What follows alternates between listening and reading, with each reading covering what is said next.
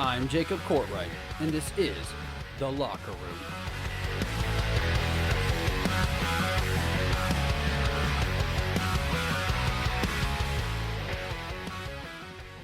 What is going on, everybody? Welcome into The Locker Room. It feels like it's been forever. I know it's only been, I think, a week, but it feels like it's been forever. I'm so glad to be back. Thank you for joining me. Thank you for all you new listeners. Thank you for all the returning listeners, the Locker Room Faithful, as I like to call you.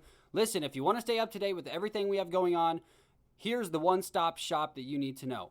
TLR Podcast 615. That is TLR Podcast 615. That gets you connected to all things Locker Room. This episode is brought to you by FNX Fitness. Go to fnxfit.com. That is fnxfit.com for all of your health needs. If you want a better version of yourself, you will find it there. Use your promo code TLRHOST. That is TLRHOST for 15% off your order.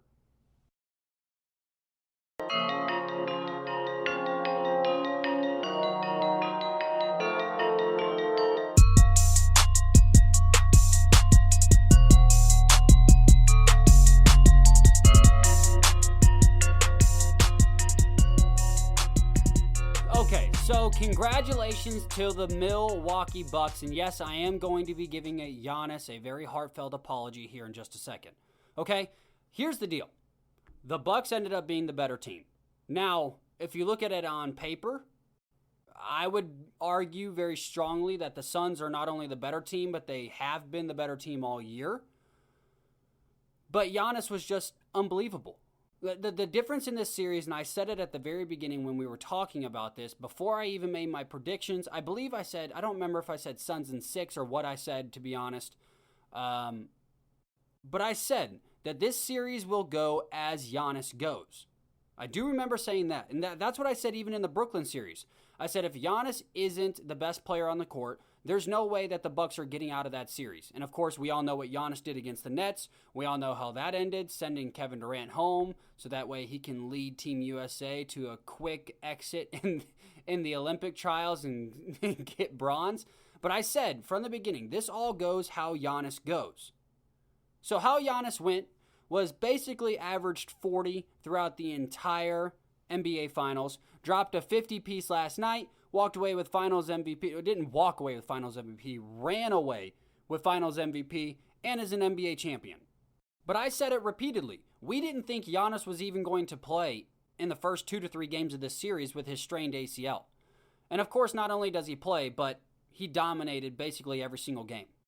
They started 0-2, the Bucks did, and here was the biggest downfall for the Phoenix Suns. The Phoenix Suns went from having that hungry mentality to we made it mentality. And that will always ruin you. Now, this goes for life. This goes for anything.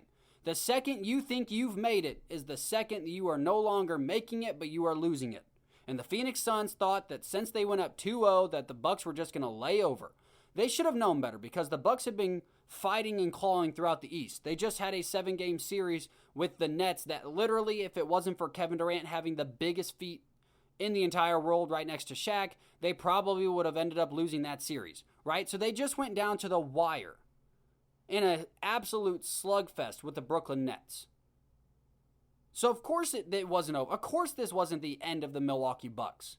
Now, I didn't believe that the Milwaukee Bucks had it in them to win an NBA championship. I mean, I've talked about Giannis all day long, thinking that he has a lot of limitations, which he still does have limitations, but he pulled a Shaq-esque championship performance, and we're going to get to him in just a few minutes and detail him and Chris Paul here in a second. But this was a kind of a shock for me. I still believe the Phoenix Suns are the better basketball team this morning. Giannis is the best player by a long shot, but I believe they are a better, well-equipped team all the way around. DeAndre Ayton, Devin Booker, Chris Paul, Mikal Bridges, who played phenomenal. I mean, all the way around. And they got outplayed. And they got outclassed. And Giannis cared about his legacy more than Chris Paul did. If you look at how he looked last night, Giannis did. Giannis looked like his legacy, his everything was in the balance. He looked like this was the game that if he didn't win this game, would be the biggest failure of his entire life. So all that being factored in, I've got to give it to the Milwaukee Bucks. They came out and played like they were the better team. And let's get this down even further. Let's be honest. This was Giannis versus Chris Paul. This was, can Giannis with a limited game, and I will continue to say he has a limited game because he can't shoot threes. We saw him shoot free throws great yesterday, but he's not a great free throw shooter. He doesn't have much of a mid-range, but he's amazing 10 feet and in, right? Can someone like that, someone who has a limited game, someone who a lot of people are even calling a Robin to Chris Middleton's Batman, can someone like that impact the game like Shaquille O'Neal used to, right? Shaquille O'Neal could never shoot free throws. Shaquille O'Neal couldn't shoot a jump shot, but Shaquille O'Neal could dominate 5 feet and in, the most dominant player arguably to this day. Can someone like that exist in today's NBA? Versus Chris Paul. Someone who a lot of people have called a savior to many franchises. He made the Clippers relevant. He made he of course came up through the Hornets. He made the Rockets relevant and almost beat a stacked Golden State Warriors with Kevin Durant. He made the Phoenix Suns relevant and almost won an NBA championship this year until he choked and didn't. But can someone like Chris Paul, who has gone to all these organizations, has had high impact in all these organizations, can he outplay Giannis on a nightly basis? At his age and at Giannis's age. I think Chris Paul is 35 and Giannis is 26. So it wasn't necessarily the battle of the ages, but the battle of the players. Can Chris Paul outplay Giannis? Because I do believe, and I 100% believe this, Giannis doing what he did, while it was remarkable, if Chris Paul didn't have a bunch of games with 9 points, 10 points, 13 points, 6 for 21, and Devin Booker didn't do the same, of course last night he had a horrible game, and Devin Booker just did exactly what he's been doing, which was dropping 35 and 40-point games, I believe the Phoenix Suns win because they're an overall better team, and Chris Paul was that X factor. But at the end of the day, Chris Paul once again choked. Chris Paul once again showed his true colors. Chris Paul once again grabbed his hamstring last night in the middle of the game, begging to come out. Why? Because Chris Paul knew that he had failed. Chris Paul had everything riding on this championship. Everything. And he blew it. So it was the battle of Giannis versus Chris Paul. And Giannis Antetokounmpo, somebody who and we'll talk about Chris Paul first, but somebody who I thought was not only one of the most limited players in basketball, but one of the most athletic at the same time. It's a very weird combination. He proved a lot of people wrong, including me. He turned back the time and said, listen, you know how Shaquille O'Neal was dominant? You know how Shaquille O'Neal couldn't do anything but dunk a basketball and shoot layups and block shots? He was very limited. I'm the exact same way, except I'm a little bit more athletic, and I'm going to impact the game statistically better than Shaquille O'Neal did. I don't think he's better than Shaquille O'Neal. Not yet, at least. He's definitely on the trajectory. I would still pick Shaquille O'Neal right now. But in another 2 years, I think Giannis will be well ahead of Shaq if he continues on this trajectory. But can someone like that impact today's game? And he did. It's remarkable. One of the most amazing finals runs we have seen in a very long time. Last night was one of the most amazing single-game performances I have seen from any athlete since I've been alive. He's on a list with Michael Jordan, LeBron James, and very few others as the only players to drop 50 points in an NBA Finals game. So he is on not only just an elite category, he's with the elite of the elite. He's with arguably one of them being the GOAT, one of them being the second greatest player of all time, whichever one I'm not going to go through LeBron and Jordan right now, but he's on that list. Like, that in itself is remarkable. But I think that this deals more with Chris Paul. This is what Chris Paul's MO is. Chris Paul chokes in big moments. Chris Paul gets hurt in big moments. Chris Paul always falls short in big moments. Chris Paul, while he was remarkable in his playoff run, and we've seen this happen, we've seen him be remarkable in the first round, in the second round, and we've seen him go all the way to the conference finals and play great up until the big moment, the conference final. Play great up until when he decided to choke in the NBA Finals. I believe nerves did get a big part of him. I'm not going to say nerves had nothing to do with it because a lot of people will do that. They say, oh, nerves had nothing to do with it. Chris Paul just sucks. Chris Paul's top 10 greatest point guard of all time. He's probably, for me, I said he would jump up to 5 if he won this championship. For me, I'm probably going to keep him around 6. But Chris Paul was in charge of his own destiny. He was in charge of how people would remember him. And we are always going to remember Chris Paul as a player who, while he was sensational, while he led franchises out of the ashes, out of the dirt, and into relevancy, he always fell short. I mean, last night, what really pisses me off is the last couple games. First off, he pushes Giannis in the chest while he goes up for that alley-oop, the game-winning alley-oop. I don't care that he was trying to foul him. That doesn't bother me. You go tackle him while he's on the ground. That's a dangerous, dangerous play. If you play any sort of basketball, you know 100% what a jerk move that was and how dangerous that is. That right there almost made me lose all respect for Chris Paul. And I listen, I'm not saying I'm a big Chris Paul fan. I really don't care. He's kind of irrelevant to me because he's always always been great, but always out of the picture or always choked in the big picture. He hurt my feelings and hurt my ego when he choked while playing for the Houston Rockets, or I say choked. He got injured, as he always does, because he doesn't take good care for his body. Like, let's be honest. If people would actually put the time and money that LeBron James did into their body, I think we'd have a lot more athletes like Tom Brady and LeBron James. I don't think it's weird that 2 athletes at the top of their game spend over $1 million a year on their body and everybody's shocked that they're healthy and still playing, right? So Chris Paul never really took care of himself, and that's even besides the point. Chris Paul kind of hurt my feelings back then. But what Chris Paul did was that horrible, horrible foul against Giannis. That really upset me. And then last night, they're losing, they're down. While Chris Paul is putting up shots, he made an egregious turnover where he literally went to dribble the ball across his own body, lost it, breakaway, fast break point, boom. And the momentum of the game just goes even further into the Bucks' hands. But what really got me, what really irked me with Chris Paul, they're down 6 points, 3 minutes to go. Now Chris Paul's grabbing his hamstring. Oh, he's walking around grabbing the back of his leg, grabbing his hamstring. Let me out, coach. And inevitably, he stayed in the game. But that's the kind of punk move that I cannot stand. You can't deal with your own failure, so you just start projecting it on everybody else, right? You couldn't perform at the highest level. You couldn't lead this franchise because you did what you always do, which is choke in big moments. And instead of manning up and saying, maybe I'm just not good enough to get it done, you start holding your hamstring. You start complaining. I think it most fitting was the interview that happened post Game 4 or Game 5. I think it was Game 5. A reporter asked Devin Booker, who at that point, he had not a great game last night, but he had a pretty good series going up until that point. And they say, hey, how disappointed are you in Chris Paul? Chris Paul, next question. That is the most fitting thing of this entire Suns run.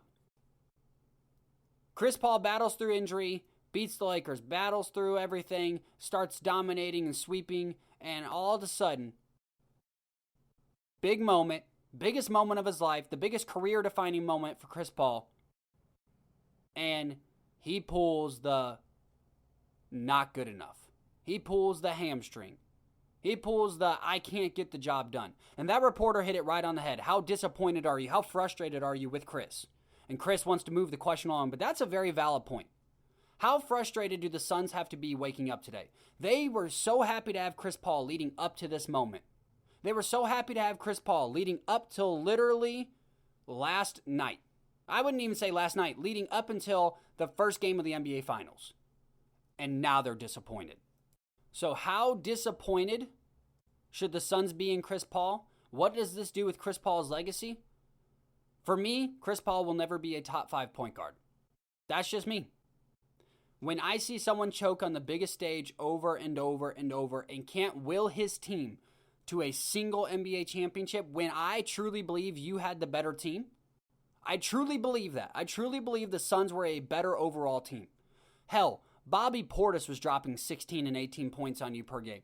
So don't start with the they were a better team. I truly don't believe that. Now, while Giannis is remarkable, we're going to talk about him here in a second, I truly believe that the Suns are going to get rid of Chris Paul in this offseason, and I truly believe that Chris Paul needs to go to a Clippers, to a Lakers, to a Nets. I don't care where he goes. He has to go somewhere where he can push one last time for a championship, because if he does not claim a championship, Chris Paul will be one of the biggest sob stories in the NBA.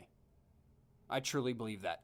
Now, as far as Giannis Antetokounmpo, the Greek freak. Now, listen, you all know I've had problems with Giannis. And it's not that I don't think Giannis is a great guy. He's a great guy, and his accent's amazing. I love Giannis. I've always just stated the obvious. Giannis has massive, massive, massive holes in his NBA game. Giannis has a massive gap from his 10-foot mark and out. 10 feet and in, Giannis is arguably the best player in the NBA. He gets past that 10-foot mark. 10 foot and 1 inch. Giannis Antetokounmpo becomes basically useless. Now, he has his nights where he's hitting threes. He has his nights where he's hitting these fadeaway turnaround jump shots. But that's not consistent enough. I have said repeatedly, and I ate my words last night, that if Giannis doesn't improve his game, he'll never win an NBA championship. I have said that if Giannis can't shoot consistent three-pointers, he will always be null and void in the playoffs, which up until, I believe, the last 3 games of the Nets series, he kind of was. Back to the same old Giannis. Couldn't hit consistent shots. People left him open. Best way to guard Giannis. And then, of course, we all know what he did at the end of the Brooklyn series where he played fantastic. And then, of course, we all know the remarkable, basically averaging 40 points and 12 rebounds a game in this NBA Finals, winning Finals MVP. But I've said, the gaps in his game would always keep Giannis from achieving gold. Or, if Giannis got somebody else besides Chris Middleton, Giannis would be better off. Because Chris Middleton is another person that bothers me with his inconsistency, right? You saw him last night.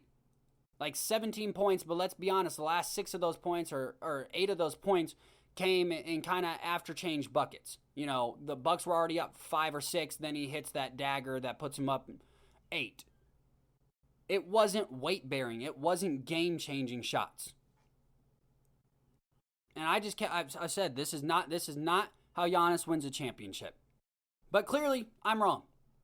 Giannis turned back the clock like it was 2005, 2006. And he just said, listen, you know how Tim Duncan, which Tim Duncan, of course, later in his career became a much better outside shooter, but early on in Tim Duncan's career was very limited. You know how Shaq was so dominant but so limited? Well, I'm going to replicate Shaq's dominant performances while he was so limited, and I'm going to do it better statistically than Shaq did, and I'm going to do it in an era where that type of style of play, that type of game, honestly should never work. Let's be honest. Let's be honest. Get it? Get it? Doo-doo. Shh, I'm here all week. Sadly, I'm here all week, all right? Just joking, guys. I love being here. But let's be honest. I wasn't trying to do it again, but it's funnier the more you talk about it. But in today's game, what do players do? What do the best teams do? What do the best coaches do in big situations, in big playoff games, in big finals games? They send LeBron James to the free throw line. They make MJ take three-pointers. They make Shaq go to the free throw line. They make Kawhi Leonard have to play 37 minutes. And they make Giannis Antetokounmpo shoot free throws, shoot jump shots, and keep them away from the basket. That's just facts. That's what good teams do. Giannis, who literally shot 59% from the free throw line the other night, was 80%. I think he missed 2. Dropped 50 points last night, by the way, in a closeout game. And I think what was really remarkable about that performance was his facilitation. Knowing when to go one-on-one. The problem I've always had with Giannis, he's a bull in a china shop, right? He's so athletic, so great, but he just thinks he can take on 9 people at a time. And guess what? During the playoffs, they just stop there, they take charges, and or they just say, hey, take that 15-footer. I dare you. Giannis proved that you can still be a one-dimensional player in today's game. We don't see that often anymore. I would dare say almost at all. The three-point specialists, that's no more. Why? You have to be able to defend. You have to be able to, handle the basketball. I think we saw that big glaring weakness, we've seen that big glaring weakness with a lot of teams. They try and get guys that are knockdown shooters. Guess what? This isn't LeBron James Miami. Right? It's not. That era's over. You have to be a player. And here's an example from the Bucks team, actually. Connaughton, a good three-point shooter. I wouldn't say great. Kind of very inconsistent. Decent rebounder, decent defender, can handle the ball. Last night, he was off the charts when it came to rebounding. But that's the type of player that you have to have as your role players now. So every position's gotten dynamic. Every position has to be able to do multiple things. What can Giannis do? He can defend at a high level. His blocks, 5 blocks last night. And he can score 10 feet and in. And I never thought that would ever be enough. And it is. We are not going to see another player like Giannis for a very long time. He is the Shaq of this era. And I mean that in the best way possible. Meaning that this guy can be dominant on the defensive end, and he can still play his dominant 10 feet and in style of basketball and still be effective. I've proven wrong. Giannis might be the best NBA player in the world right now.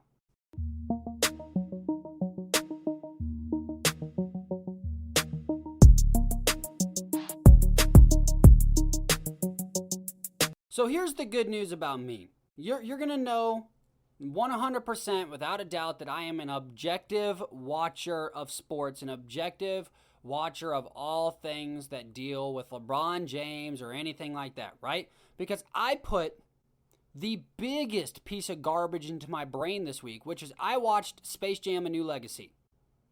While LeBron James is one of the best businessmen we have ever seen, he's one of the worst filmmakers we have ever seen. While LeBron James is the greatest player of all time in my mind, maybe even second greatest to you all, he is the worst actor of all time. Space Jam: A New Legacy was like getting punched in the face, except the whole time that was happening, Bugs Bunny was speaking, right? Space Jam: A New Legacy should not be in the same universe as the original Space Jam. And listen, I went into this movie wanting to be the biggest fan of it in the entire world. Like, let's be honest, I think LeBron James is the greatest player of all time, so why would I not want this movie to be just absolutely mind-blowingly incredible? I had a couple of people like, oh, you just wanted to hate it. And it's like, no, I love the original Space Jam, and I was praying to everything that this was just good. I didn't need it to be great. I didn't even need it to be the original Space Jam. I just needed it to be good. Now, there is a little bit of discrepancy when it comes to the Space Jam movies.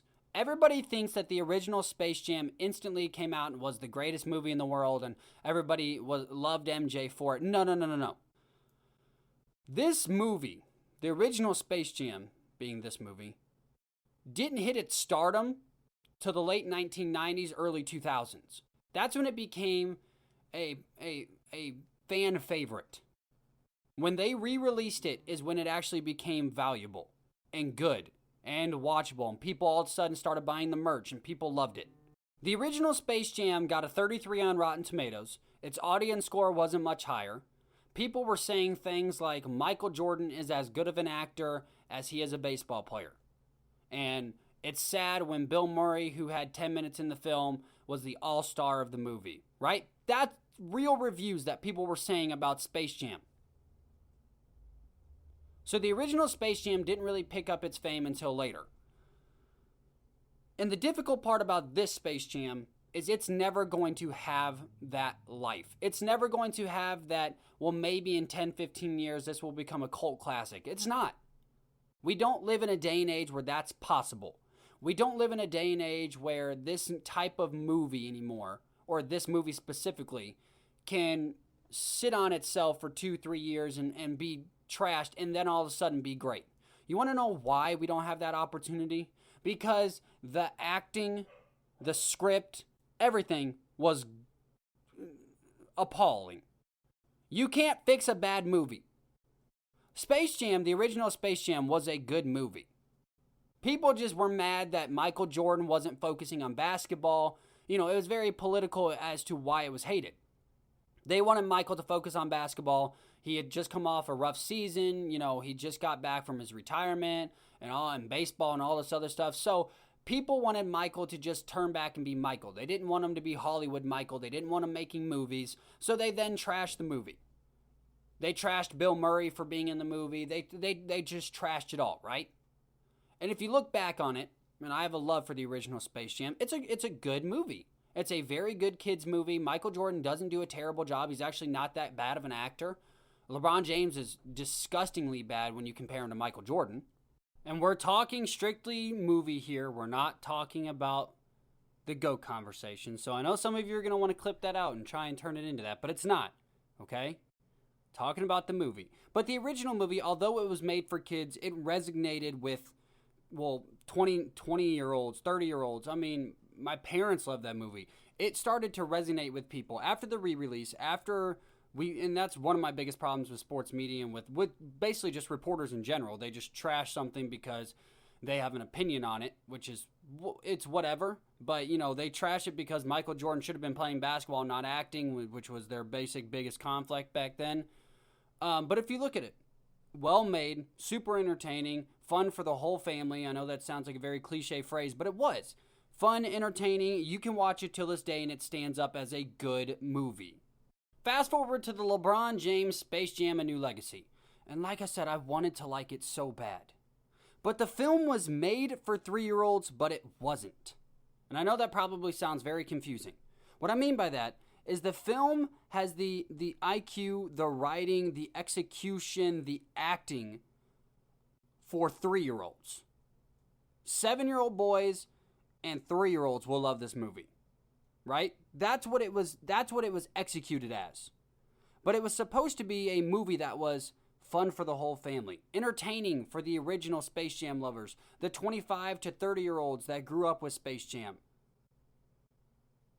That's how much they swung and missed on this. It has a 3-year-old written script, storyline, acting, execution. 7-year-old boys like it. Other than that, it's not fun for the whole family.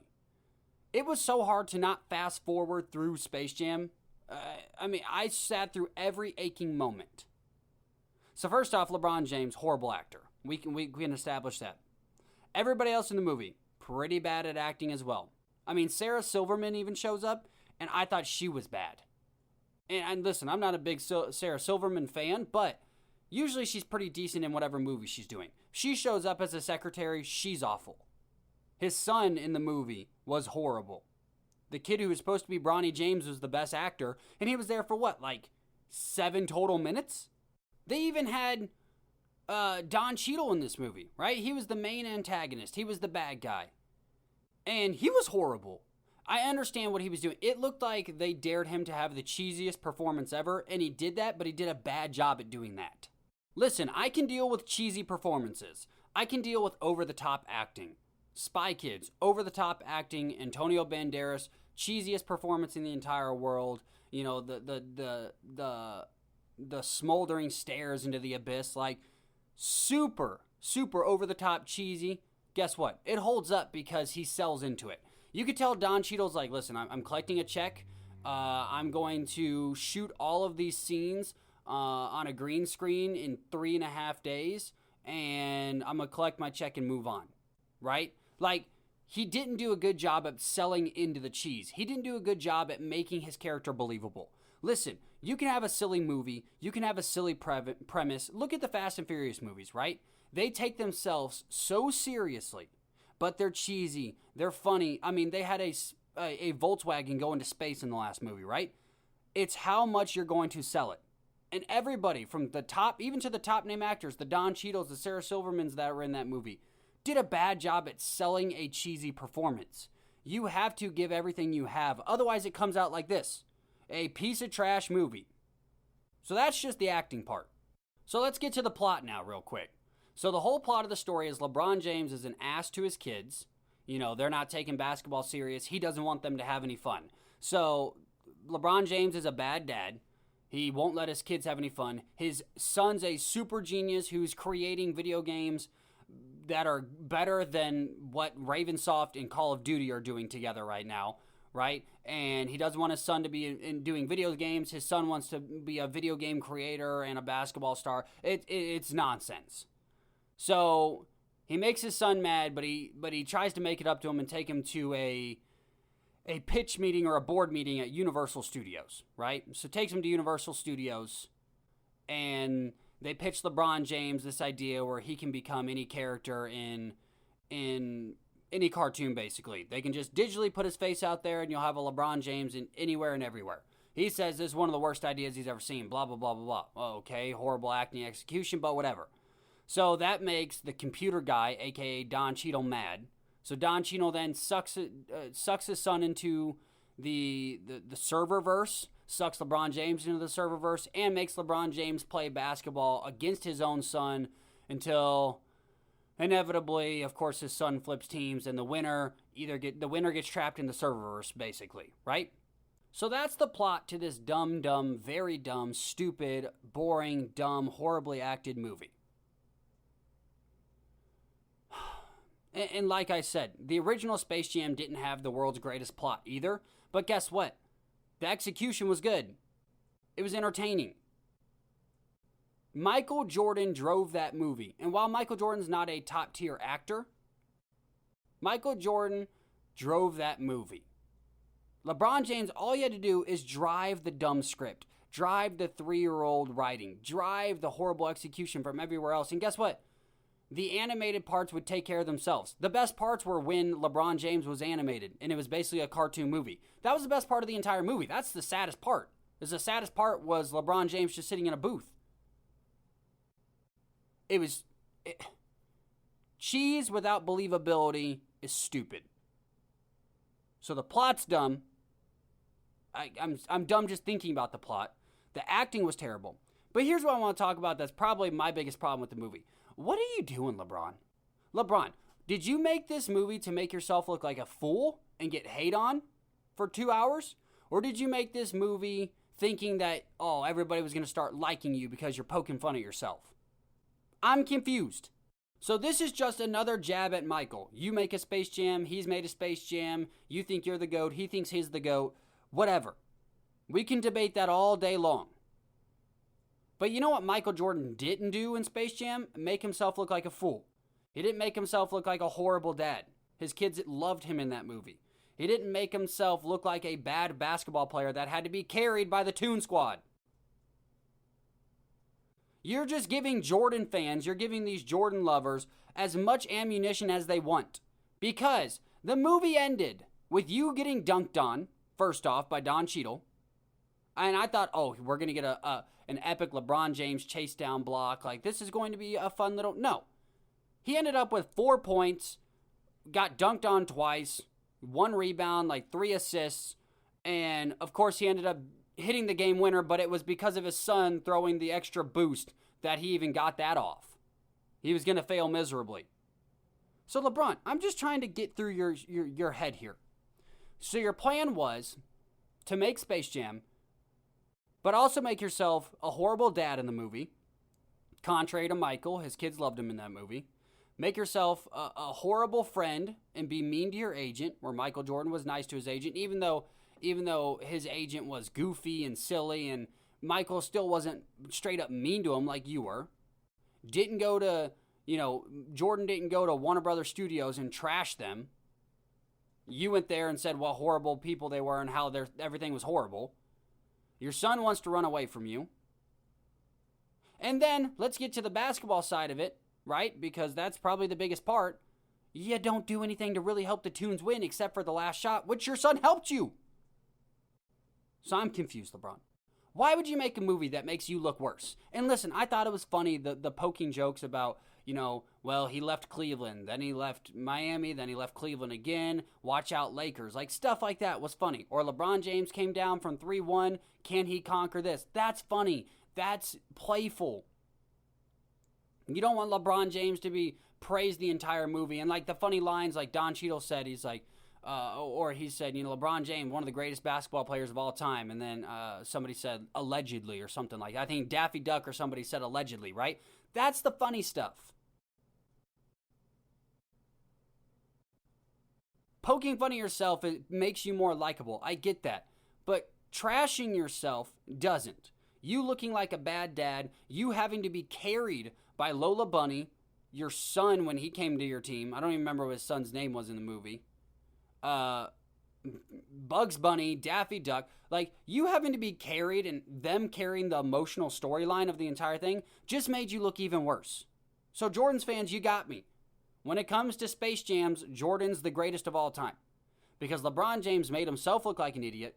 The movie was terrible, and it's going to continue to fail in the box offices. If it wasn't for 7-year-old boys, this movie would be one of the worst movies of all time. All right, listen, guys. And gals, listen, everybody. I wanted to take a few minutes here and just say I want to thank you all for your thoughts and prayers and your kind wishes. I know I've put out a short video on Instagram earlier this week, but it's been an emotional return to the locker room. It's been hard to get out there, get back on the microphone. I have a lot going on, and I appreciate everybody being encouraging and everybody being very kind to me through this moment. We're going to end the show a little bit early today, and it's not going to continue to be this way, but yeah, let's just put it this way. It's very tough to get back on the mic, and I wanted to do it because I love being able to hang out with you all, hang out with the Locker Room faithful. So I appreciate everybody for everything. Listen, if you like this show, if you like us, share us with a friend. That will do wonders for us. If you like us, if you listen to us on Apple Podcasts, hey, put a comment down below. Give us a 5-star rating. Give us a 1-star, whatever. Anything you do that can give the Locker Room more buzz will help us. So make sure you're following us on our social media, TLR Podcast 615. All things Locker Room can be found on there. More content will be dropping starting next Tuesday. We are going to get back to our normal schedule. We'll have a Take 5. We'll have all sorts of stuff. We're going to start posting more regularly on Instagram. Just thank you guys for everything. Once again, everybody, I'm Jacob Courtwright. This is The Locker Room.